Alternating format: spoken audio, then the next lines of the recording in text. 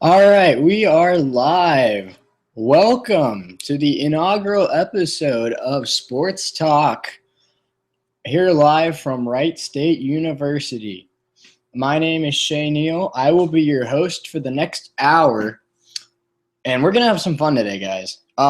This is my first live broadcast as a host. I have done some experience in the past as a Dayton Dragons radio announcer, but this is my first opportunity for the big time, hosting my own radio show. So I hope we have some fun. Today, we are going to start with last night's MLB wildcard game, the Toronto Blue Jays against the Baltimore Orioles. What a game. I'm not going to lie, guys. I was thinking the Orioles were going to pound the Blue Jays into the ground just because I'm not a big fan of Marcus Stroman. I don't think he has what it takes to be an ace. And I thought he was just going to collapse under the lights, and the Toronto bats couldn't keep up with the Oriole bats. I mean, I think about it. I like Adam Jones better than I like Pilar or Travis or Martin or anyone, really. Tulowitzki, I think you can compare. Adam Jones, I think, is better than Troy Tulowitzki. Chris Davis, I think, has more power than Edwin Encarnacion. And then Manny Machado, he's a way better player than Jose Bautista. I mean, are you kidding me? Manny Machado's the future of baseball. But, boy, was I wrong. I mean, wow. Marcus Stroman was lights out, fantastic. I apologize to him in advance for for my critical judging of him. The final score, if you guys did not watch the game, was 5-2 Baltimore. And we will get to the ending of that game really quickly. But we're going to start off with Marcus Stroman. This dude went 6 innings, 4 hits allowed, 2 earned, and it was on the Mark Trumbo home run. That was his only mistake of the game. He gave Mark Trumbo a hanging curveball, and Trumbo hit it 440 feet to dead left field. It was insane. But other than that, Stroman, only 3 hits other than that in 6 innings pitched, no walks, and 6 strikeouts, outdueling his opposing starter, Chris Tillman, who only went 4 1/3 with 4 hits, 2 earned, a walk, and 4 strikeouts. He gave up a home run as well to Jose Bautista. So, yeah, we're going to start with the play-by-play, what happened, the scoring in this game. It started in the after both teams went 1-2-3 in the first. In the bottom of the second, Jose Bautista hit a 360-foot bomb to left field to give Toronto the 1-0 lead, and that would stay the score up until the top of the fourth. I'm sorry, excuse me. Where with 2 outs and a runner on after an Adam Jones single, Mark Trumbo homered to left off of Stroman and gave the Orioles a 2-run lead, which would last until the bottom of the 5th. After Tulowitzki flied out to left, Michael Saunders hit a ground rule double, and Pilar doubled to right after that, and then Saunders advanced to third, where Carrera ended up singling home Saunders and tying the game at 2. And that would stay the same until extra innings. We're in the bottom of the 11th after Jimenez came in after 2 outs. They got 1 out. Yeah, they got 1 out, and then Jimenez came in, gave up a single to Devon Travis, gave up a single to Josh Donaldson, and then a 3-run homer, went 443 feet to Edwin Encarnacion. Edwin Encarnacion. I was going to talk, if that did not happen last night, I was going to talk about how Edwin Encarnacion looks like he might be slowing down in his baseball career. I mean, he's 33 years old. He was batting. He wasn't having a very solid season. He was hitting about 260. But oh my gosh, he destroyed that pitch last night. I mean, I get it. It's the playoffs. Some players are going to shine in the some people are going to shine in the playoffs. But, I mean, Jesus Christ. Wow. Edwin Encarnacion. I'm a Reds fan. So you guys understand what I say. Edwin Encarnacion did absolutely nothing for the Reds. He hit 20 home runs a year. Yeah, that's just pretty good for a third baseman. But he batted 240 every year. I'm like, what? No, you can't do that. And then, of course, he leaves for Toronto. Toronto gives him a shot, and he starts hitting 280 with 45 home runs a year. Ugh. That's another story. So, yeah, that's what happened last night. Tonight we have Noah Syndergaard and the New York Mets hosting Madison Bumgarner and the San Francisco Giants. And if you like pitching matchups, there might not be a better pitching matchup in all of baseball than Syndergaard versus Bumgarner. Completely different styles of pitching. Madison Bumgarner has an average fastball, 92, 93, but his breaking pitches and his slider he averages 9 strikeouts a game, Mad Bum, and also holds the best road ERA for any pitcher in the history of the Major League Baseball playoffs. A .6 ERA on the road in the playoffs. That's never been done by people like Pedro Martinez, Cy Young, Roger Clemens, Jonathan Papelbon. Like no notable pitcher in the history of baseball has dominated on the road like Madison Bumgarner. And then Noah Syndergaard. This kid's 22 years old. He's got a 99-mile-an-hour fastball. He's got great hair. He strikes out more people than probably anyone else in baseball now. Rest in peace, Jose Fernandez. You will be missed. But Noah Syndergaard, this dude's insane. They're giving out. I heard they were giving out bobbleheads of Noah Syndergaard tonight, and it drives me crazy. The fact that the Mets drafted 4 pitchers in the same draft, and they're all on the team now. Noah Syndergaard, Jacob deGrom, Juris Familia, and Steven Matz. That's amazing. They drafted 4 pitchers in a draft where you're lucky to get 2 major leaguers. And 3 of them are in their starting rotation for the playoffs, and one of them's their closer. And they're making a World Series run. Whoever their GM is, Sandy Alderson. This dude, he needs a raise. You need to pay him, New York. He knows what he is doing. And, yeah, so that's tonight's game. And then tomorrow we start the ALDS and the NLDS, where it will be the Red Sox taking on the Cleveland Indians. It'll be Trevor Bauer against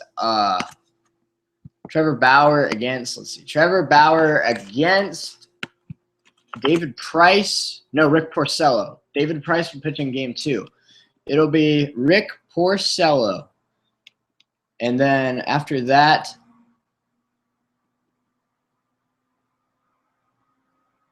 it will be Toronto and Texas as well, which will be for this game. It is from Arlington.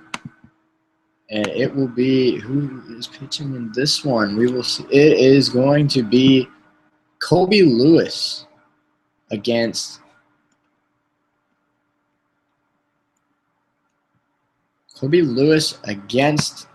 they're bringing out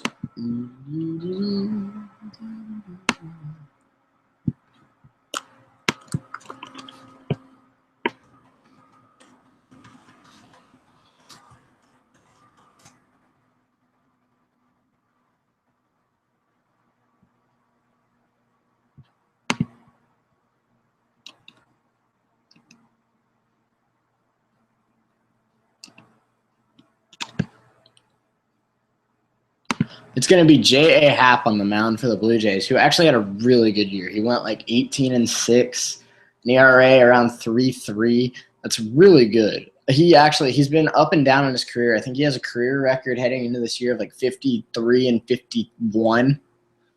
And going 18-6, that's impressive. I give J.A. Happ all the credit in the world. I am not going to critique him. He had a very solid season. Very good lefty. Toronto should be in good hands with him on the mound. Texas, on the other hand, Colby Lewis, I'm not a big fan of. I know they wanted to pitch Yu Darvish in game 2 and get more people excited for the game in Texas, but Colby Lewis, he just doesn't throw the ball as well. I mean, he just he's got a slow fastball that people like Bautista and Encarnacion and Donaldson and Travis and Pilar, they're just going to take advantage of it. And then his breaking stuff is okay. I mean, it's not Madison Bumgarner. It'll get a couple people out. He'll get 4 or 5 strikeouts, but hey, 4 or 5 strikeouts is 5 outs. You need 27 to win a baseball game. I just don't see it happening. I'm picking Toronto to win that game, probably about 5-3. And then the other game, Boston against Cleveland. Cleveland's just got too many injuries. I like Trevor Bauer as a young pitcher, but he's not ready to pitch against a team like Boston in the playoffs. I'm going to pick Boston 7-2. I think Rick Porcello gets it done after having the best year of his career, hands down. And I like Boston.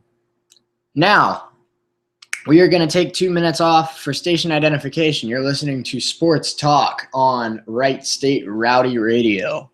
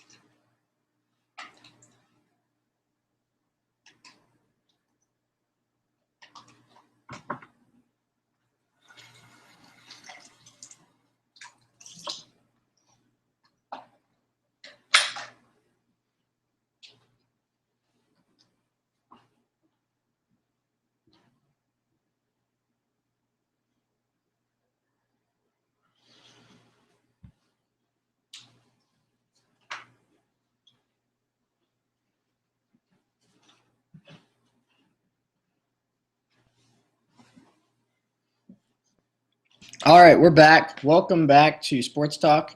We are moving on from the wild card games, and we are going to talk about college football so far this season.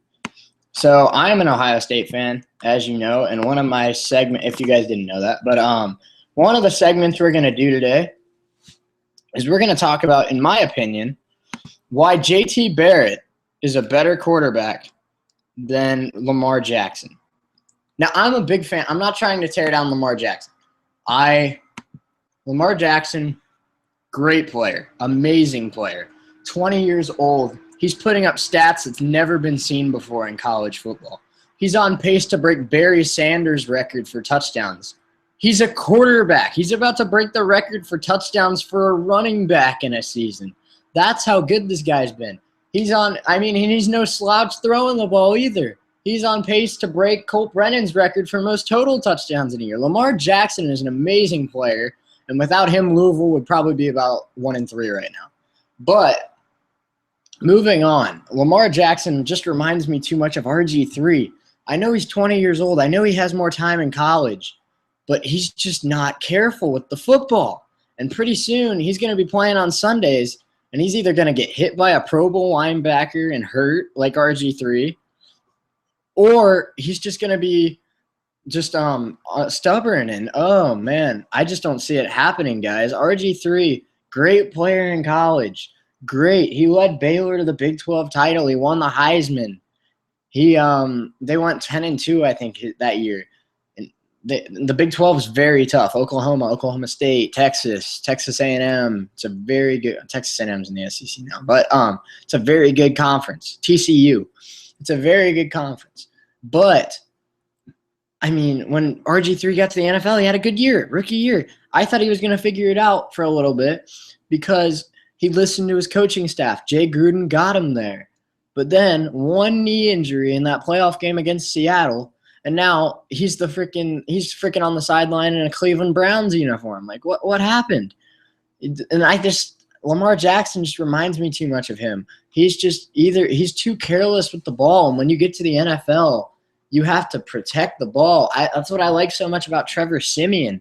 He's not a very talented quarterback compared to players like, Carson Wentz and Jared Goff and Aaron Rodgers. He's not that talented, but he knows how to manage a game, and that's why the Broncos are 4-0 right now. They know how to manage football games, and that's what it takes to win at the NFL level. So Lamar Jackson, very solid quarterback in college. Michael Vick, one of the best quarterbacks to ever play college football at Virginia Tech. He recently said on Twitter that Lamar Jackson was 10 times the player he ever was. I'm not so sure about that. Michael Vick was the first quarterback I ever grew up watching, and I thought he was insane. He was great with Atlanta. It's unfortunate what happened to him. I mean, I think he deserved everything he got, but sometimes it's just what happens. Johnny Manziel, Josh Gordon, it's a shame that some players can't keep their heads on straight. So next up, that's what I think about Lamar Jackson. I think he's very solid, but he's not going to be able to do it at the next level. Now, moving on to J.T. Barrett. J.T. Barrett's gotten hurt too. I mean, he tore his ACL his senior year in high school. He came to Ohio State having to play quarterback after Braxton Miller hurt his shoulder. And he ended up playing really, really well as a true freshman quarterback until the Michigan game when he broke his ankle. And everyone's like, J.T. Barrett's too fragile. He's not going to make it in the NFL. Have you seen J.T. Barrett play the game of football? He knows how to manage a game. He gets Ohio State 50-plus points a game. And I know they have one of the best recruiting classes in the country, one of the best coaches in the country in Urban Meyer, a great team, fantastic talent across the board. But most of that comes from your quarterback. And J.T. Barrett, he throws beautiful touch passes. He runs the ball only when he has to, which is what a smart quarterback should do. Think of Russell Wilson. He could run anytime he wants to, but he only does it when he has to. And that's why he's a Pro Bowl quarterback and has won a Super Bowl in Seattle. So J.T. Barrett, I think he's got the intelligence. He's got the mental preparation to play football. And I think that's just more important than the numbers and the statistics that Lamar Jackson is putting up. Lamar Jackson is one of the best sophomore for his age quarterbacks I have ever seen.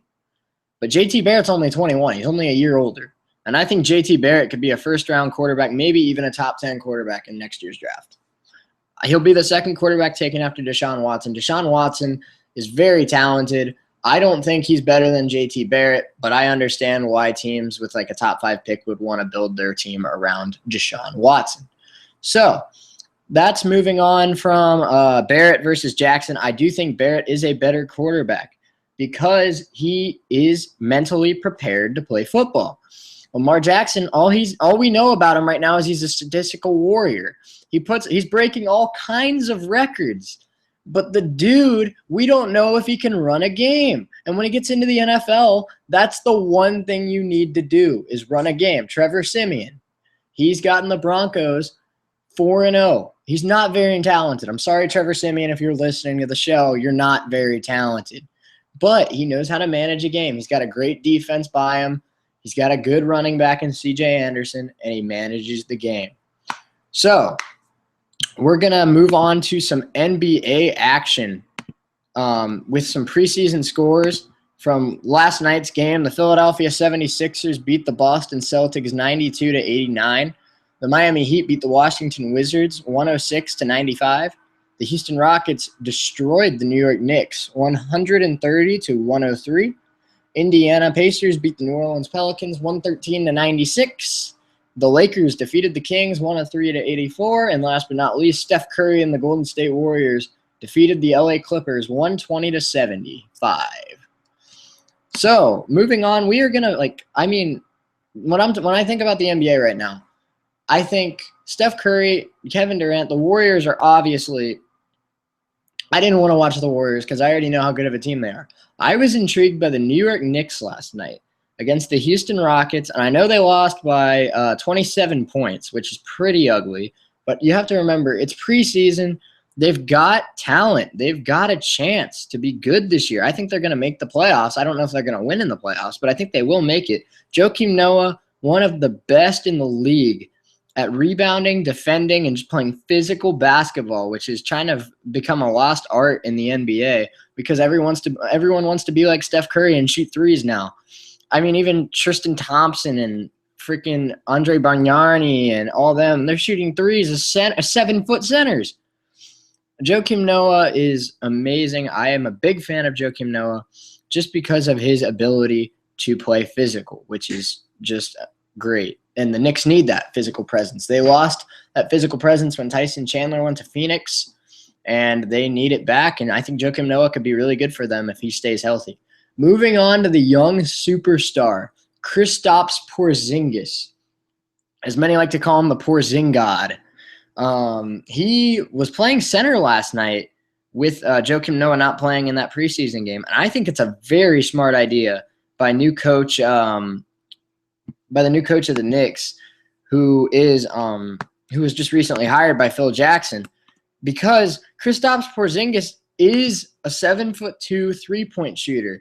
He was taught that in high school and overseas in Latvia, and it was amazing the fact that your 7'2" center can line up in the corners and on the wings and spread out the defense enough to create open shot opportunities in the paint. And I think the Knicks could have one of the best offenses in the league if Kristaps Porzingis can spread out the defense like that. Carmelo Anthony, you know what Carmelo Anthony can do. He's a scoring machine. He's very talented. He's got a little bit of an ego. He's a little bit of a hothead, but he's not to the point where he tears a team apart. He's a very solid player, and he's a very good leader for this New York Knicks team. And then at point guard, you got Derrick Rose. Derrick Rose came and was traded to the Knicks by the Chicago Bulls, and he's projected to be their starting point guard for the first game of the season later on this month. And Derrick Rose, I know he's been hurt a lot, and I know he had a pretty down year last year with Chicago, but I still think he has a couple of very solid years, maybe even all-star years ahead of him. I think he needed a new atmosphere after Chicago fans started not liking him as much because he got hurt. And you have to remember, this guy was an MVP award winner 4 years ago.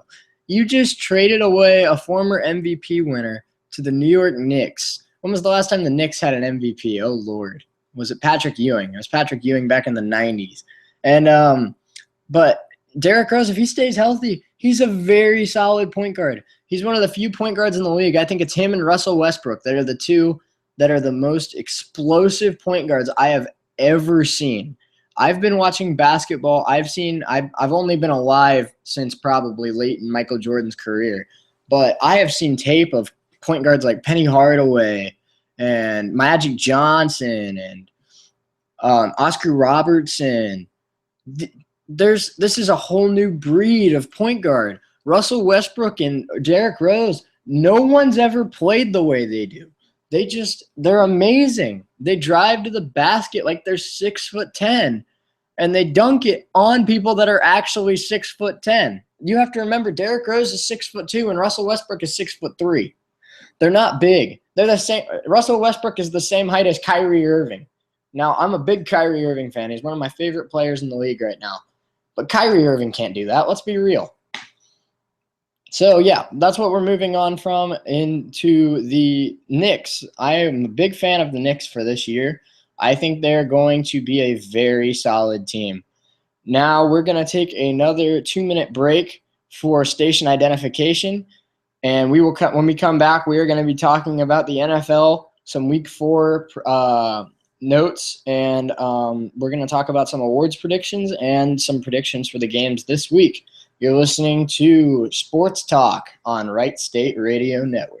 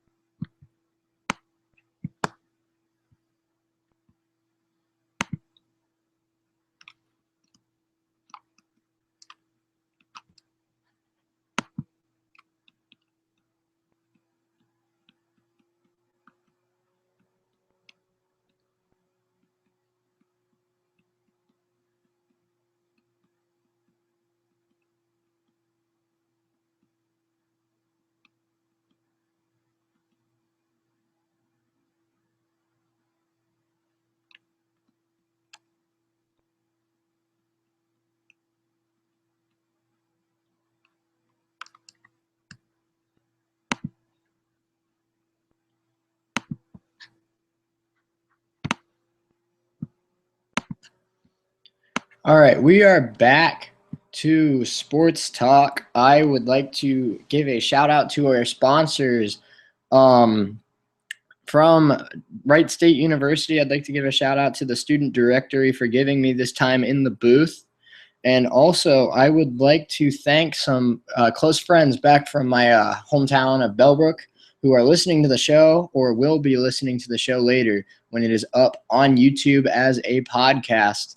The link for that will be down in the description of my channel, S. Jacob Neal. But some shout out to my friends Sean Karras, Samuel Carey, Chandler Wren, Dylan Robinson, and Alex Moore. Thanks for sticking with me, guys, in my life as wanting to be a broadcaster, and I appreciate it, and I can't believe I'm at this stage in my life. So moving on to the NFL, without further ado, we will be talking about some recent news that came out today from the NFL. First, Tyler Eifert for other Bengals fans. I know I am a big Bengals fan, probably one of the biggest Bengals fans you will ever meet. Tyler Eifert suffered a setback injury at practice on Monday. Which is very unfortunate news for Bengals fans. It was, however, not his ankle. So no timetable yet for his return. Marvin Lewis has not released any news yet regarding the injury, but it is not his ankle. We know that for a fact. So he did not re-injure his ankle, but he is injured again. So Tyler Eifert, hopefully he will come back soon. And Bengals fans, I know, are looking forward to that as they have the last ranked touchdown percentage in the NFL. Other news today, Kevin White, the wide receiver for the Chicago Bears, is placed on IR today with a broken fibula. He may need surgery for this injury. They initially thought it was a severe high ankle sprain, and it turns out he has a fractured fibula in his left leg. And they are exploring all options before making a final determination, according to general manager Ryan Pace. He sat out his entire rookie season with a stress fracture in his shin, and it occurred late in the third quarter of the Bears' 17-14 win over the Detroit Lions. He was in considerable pain when he left and underwent a preliminary MRI. He leads the Bears in receptions with 19, but he's third in receiving yards also with 187, and he's eligible to return in 8 weeks. So Kevin White, unfortunate news if you're Bears fans. Very sad, very good young player. And it's unfortunate that he's had multiple injuries to his leg. And also the last bit of news, which was pretty it was pretty certain that this was going to happen, but it is now official. The Cardinals have ruled out Carson Palmer against the 49ers, and Drew Stanton will start the game for the Arizona Cardinals. He suffered a concussion in Sunday's loss against the LA Rams. Bruce Arians did previously say earlier today that Palmer had made great progress. He will not travel with the team to San Francisco. They will hope to have him back for the New York Jets game on October 17th. Drew Stanton is 5-3. Went 5-3 as the starter for Palmer in 2014 when Palmer blew his knee out. He's been pretty poor this year though. 5 for 15, 48 yards and 2 interceptions. So we'll see. As the Cardinals already 1-3, it's not looking good for a Super Bowl run this year, which is unfortunate for me because the Arizona Cardinals were my Super Bowl pick this year.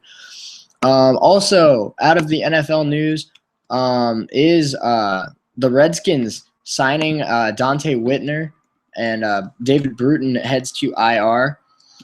Dante Whitner was not playing. He spent the last 2 years with Cleveland, was released by the Browns, and was not in anyone's camp. He tweeted that both Carolina and the LA Rams had offered him a contract recently. D'Angelo Hall suffered a season-ending ACL tear 2 weeks ago, and now Bruton suffers a knee injury last week as well. So unfortunate for the Redskins, but Dante Whitner, a very capable veteran safety that should help out that defense.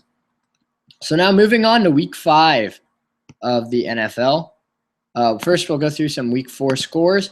If you guys missed them, the Cincinnati Bengals defeated the Miami Dolphins 22-7. Jacksonville Jaguars from London defeated the Indianapolis Colts 30-27. The Houston Texans defeated the Tennessee Titans 27-20. The Washington Redskins beat the Cleveland Browns 31-20. Seahawks over the Jets 27-17. Buffalo shuts out the Patriots in Tom Brady's final game of his suspension 16-0. The Falcons, behind Julio Jones' record-setting day of 300 yards, beats the Carolina Panthers 48-33. Cam Newton left that game with a concussion, as most people have heard by now. Oakland defeats Baltimore 28-27. Chicago over Detroit 17-14. Denver over Tampa Bay 27-7. LA over Arizona 17-13. San Diego falls to New Orleans 35-34. Dallas defeats San Francisco 24-17. Pittsburgh beats Kansas City 43-14. And Minnesota beats New York 24-10. So moving on to Week 5. Week 5 this week, Thursday night. Tomorrow night will be the Arizona Cardinals taking on the San Francisco 49ers. Drew Stanton, like I said, Drew Stanton will start that game for the Cardinals with Carson Palmer out. Then some Sunday games. You have the Patriots taking on the Browns in Tom Brady's first game of the season. Philadelphia Eagles taking on the Detroit Lions from Ford Field. Chicago heads to Indianapolis. Tennessee to take on Miami. Washington against Baltimore. Houston against Minnesota. New York versus Pittsburgh. Atlanta heads to Denver. Cincinnati heads to Dallas. Buffalo heads to LA. San Diego to Oakland. New York to Green Bay. And Tampa Bay to Carolina on Monday Night Football. Carolina 1-3 out of the gates. Cam Newton questionable for that game. Will he play? He's been very poor to start this year. And he is listed as questionable for that game, along with Jonathan Stewart and Thomas Davis. So if Carolina falls to 1-4, I don't know if they're even going to make the playoffs, let alone the return to the Super Bowl. And now we will go through some key injuries that happened this past week. Navarro Bowman ruptured his Achilles against the Dallas Cowboys on Sunday, and he is out for the year. I wish him a fast recovery, and I hope he returns to the player he is now. A very solid player out of Penn State is Navarro Bowman. And he, in his career, 671 tackles, 12.5 sacks, 7 forced fumbles, 5 fumble recoveries, 4 interceptions, and a defensive touchdown. Very key injury to the Niners' defenses. I know the Niners haven't been a very solid team all year long, but you have to think, other than Navarro Bowman, is there anyone on the 49er defense that's considered stable? Maybe Eric Reed, maybe Aaron Lynch, but other than that, I think no. I think they're all young players with talent, but none of them are ready for the spotlight, and we'll see how they do. So, moving on, we're going to check out some of the top matchups of the week this week in the NFL, and then we'll move on to awards predictions. Right now, according to ESPN.com, the worst game of the week in terms of matchup quality is the Titans and Dolphins, followed by the Redskins and Ravens, second worst, Patriots and Browns, third worst, Cardinals and Niners, fourth worst, and Bears and Colts, fifth worst, and then the 5 best. Number 5, Chargers and Raiders, with the Raiders projected to win that one. Giants and Packers, with the Packers projected to win that one. Jets and Steelers, with the Steelers projected to win. Texans and Vikings, with the Vikings projected to win. And Falcons and Broncos, with the Broncos projected to win, is the best game of the week. The Falcons offense adding about 17 points per game to their scoring margin, which is about a touchdown more than any other offense in the NFL. And you know about Denver's defense. The defending champs rank 4th in defensive efficiency and are putting opponents under duress at the highest rate in the NFL. So they give credit to the Broncos at home with their strong defense against the Falcons' tough offense. It should be a very interesting game. So we will move on to power rankings.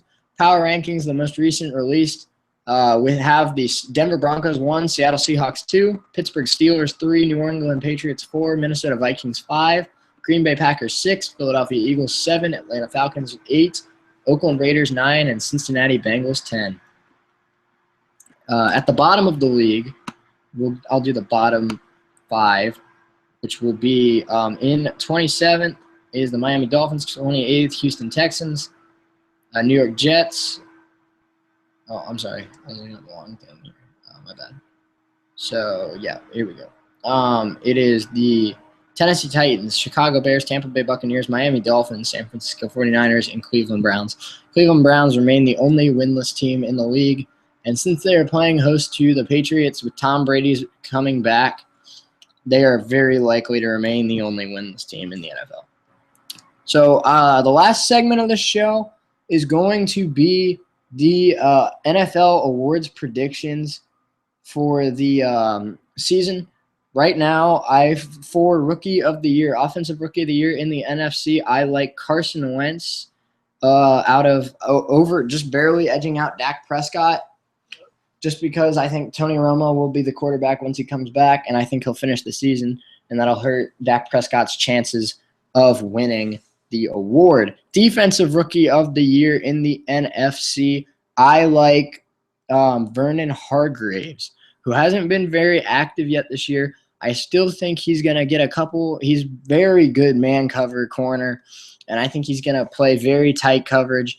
And since he's a rookie and unproven, I think a lot of quarterbacks, especially in the NFC South, like Cam Newton and Matt Ryan, will test him one-on-one against receivers, and I think that could lead to him having a year like Marcus Peters had last year with like 7 or 8 interceptions.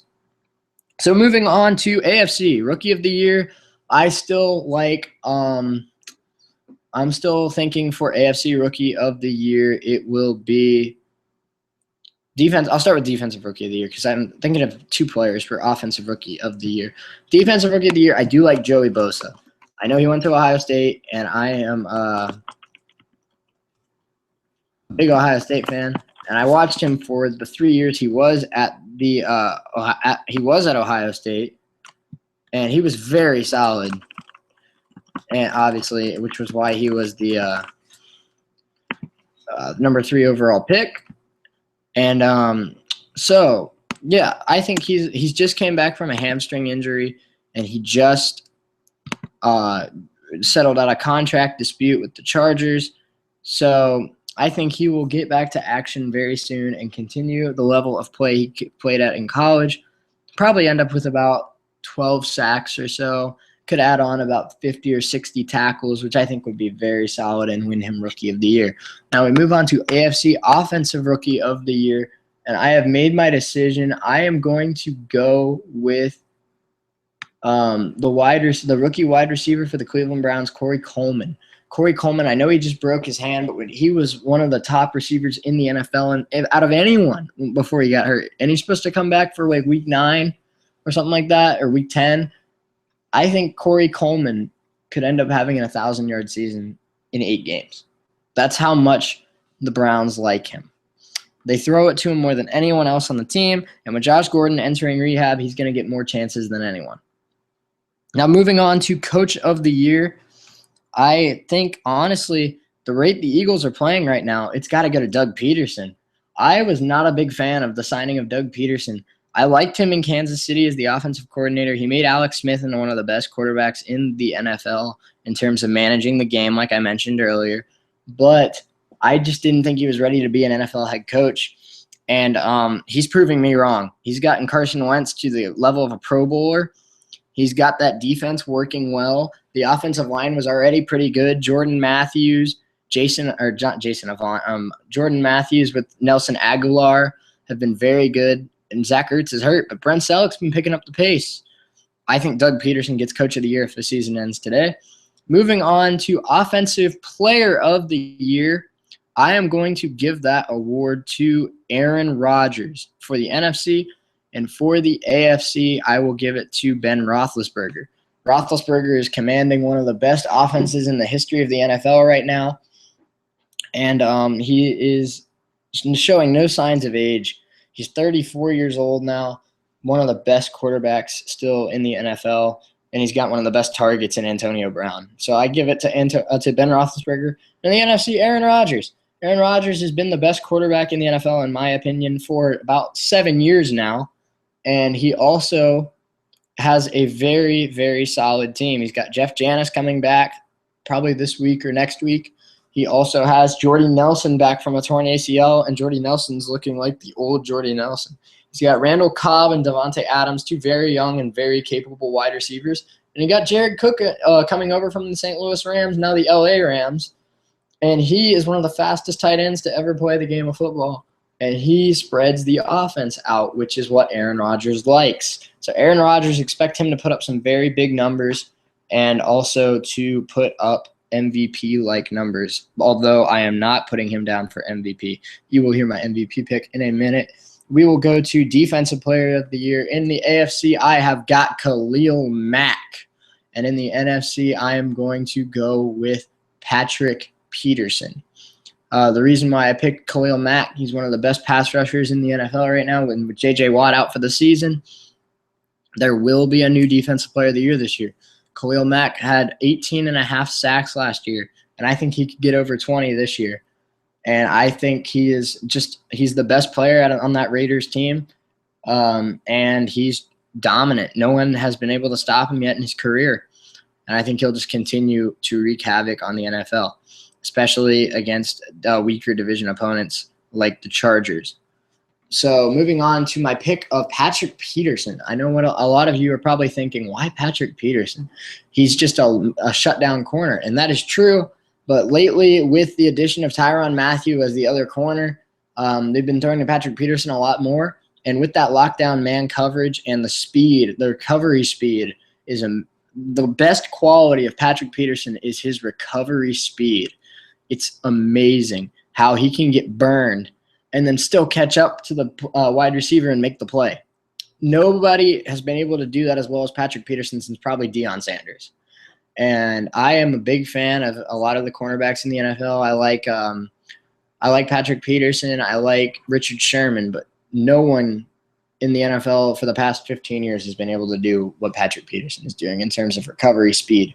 So I think he'll get thrown out a lot more with Mathieu at corner, and I think he could have probably 7 or 8 picks this year. I think he could be very, very solid in getting the Cardinals to the playoffs. Now we move on to my MVP prediction. Drum roll, please. And the MVP of the NFL I give to Tom Brady. I know Tom Brady's only going to play in 12 games this year, best case scenario, but Tom Brady is going to play mark my words, I am not a Patriots fan. I hate Tom Brady. I hate the Patriots, but I know this for a fact. Tom Brady is going to play the best football you have ever seen out of a quarterback this year. He's going to come back motivated. He's going to come back mad. He's going to come back ticked off at the world and the NFL. And he's going to take it all out on every team the Patriots play this year. Patriots are going to go far. They're eventually going to lose in the Super Bowl to the Arizona Cardinals. But Tom Brady is going to be the MVP of the National Football League. So I hope you guys enjoyed the first episode of Sports Talk. I will be back probably next week. I have not decided on a date yet. It will either probably be Wednesday or Friday. And I hope you guys come back for that episode. And thanks for listening to the show. And I'll see you guys next time for all of my takes on current day sports. Thanks, guys.